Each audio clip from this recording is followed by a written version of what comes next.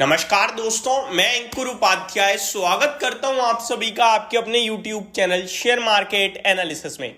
सबसे पहले तो आपको बताना चाहूंगा कि इस वीक का आज आखिरी ट्रेडिंग सेशन था। कल बाजार बंद रहेगा तो आराम से रिलैक्स होके अपने माइंड को शांति दीजिए, क्योंकि कल मार्केट नहीं खुलने वाला है। इस बार लंबा वीकेंड है, Friday Saturday Sunday and Monday बाजार खुलेगा। कुछ लोगों के लिए तो ये दिन गुजरेंगे ही नहीं।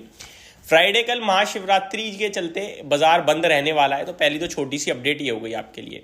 और कुछ लोग ये सोच रहे हैं कि सैटरडे को लास्ट सैटरडे मार्केट ओपन हुआ था, इस बार भी होगा क्या? नहीं जी, नहीं होगा, बिल्कुल भी नहीं होगा। ठीक है, तो उसके लिए आप निश्चिंत रहें। जब दोबारा कोई खबर आएगी कि हाँ जी हम दोबारा से डिजास्टर रिकवरी साइट की टेस्टिंग करने के लिए बाजार ओपन करेंगे, तो हम आप सभी के साथ चैनल के माध्यम से सबसे पहले बताएंगे। तो अभी आपके लिए 3 दिन पूरा बाजार बंद रहने वाला है, तो आप रिलैक्स करने की कोशिश कीजिए। अब बढ़ते हैं आगे खबरों की तरफ। तो खबरों में अमेरिका का बाजार है, वहां जॉब्स डेटा सामने आया है, तो उसको मैं आप सभी के साथ शॉर्ट में डिस्कस करूंगा। और अमेरिका का बाजार पूरे दिन भारतीय बाजार जब ट्रेड कर रहे थे तो डाउ फ्यूचर नैस्डैक फ्यूचर नीचे थे, अभी ऊपर दिख रहे हैं, तो ये बिल्कुल गलत हमें दिखाया गया। FII का डेटा आज देखकर हैरान रह जाओगे। आई थिंक ब्लॉक डील्स के चलते हैं, बट बहुत बड़ा नंबर सामने आया, बहुत बड़ा। And last but not the least, बहुत तगड़ी खबर आते हुए दिख रही है सरकार की तरफ से, जहां cabinet approves India AI mission. और इस पे पता है कितना खर्चा होने वाला है? 10,372 करोड़ रुपए। अब इससे कौन सी कंपनीज को बड़ा मुनाफा होगा और कौन सी कंपनीज आपको अपने रडार पे रखनी चाहिए, ये सारी चीजें डिस्कस करूंगा, लेकिन इस वीडियो में नहीं, कल आराम से वीकेंड के दौरान। अब बढ़ते हैं आगे, एक एक करके सारी चीजों को कवर करना।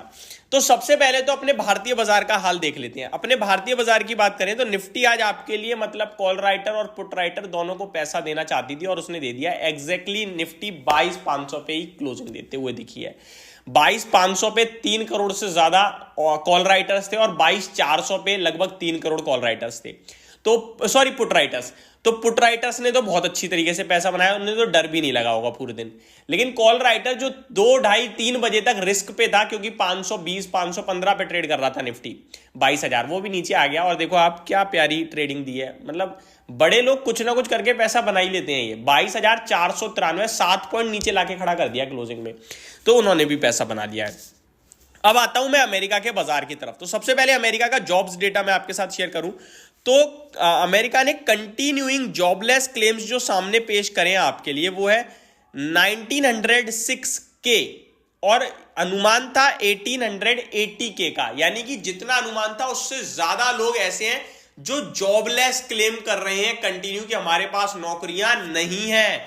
तो फाइनली जो अमेरिका का चाहता था वो होने लगा है। अब वहां बेरोजगारी बढ़ने लगी है, और ये अमेरिका बड़े लंबे समय से कोशिश कर रहा है। आप कहोगे भाई कोई देश ऐसा कोशिश नहीं करता, अमेरिका कर रहा है, क्योंकि उन्हें अपना इन्फ्लेशन नीचे लाना है। लोगों के पास काम नहीं होगा तो पैसा भी नहीं होगा, और पैसा नहीं होगा तो खर्चा नहीं कर पाएंगे, खर्चा नहीं कर पाएंगे तो चीजों की डिमांड कम होगी, जिसकी वजह से महंगाई नीचे आएगी। ये पूरा साइकिल है जो मैंने आप सभी के साथ काफी बार डिस्कस किया हुआ है।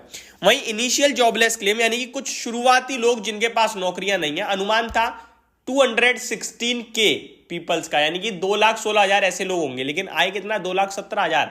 तो अनुमान से ज्यादा लोग जॉबलेस हैं इस समय अमेरिका में। तो ये भी अमेरिका के लिए पॉजिटिव है, ओवरऑल तो नेगेटिव है, बट अमेरिका के लिए पॉजिटिव ही मानेंगे।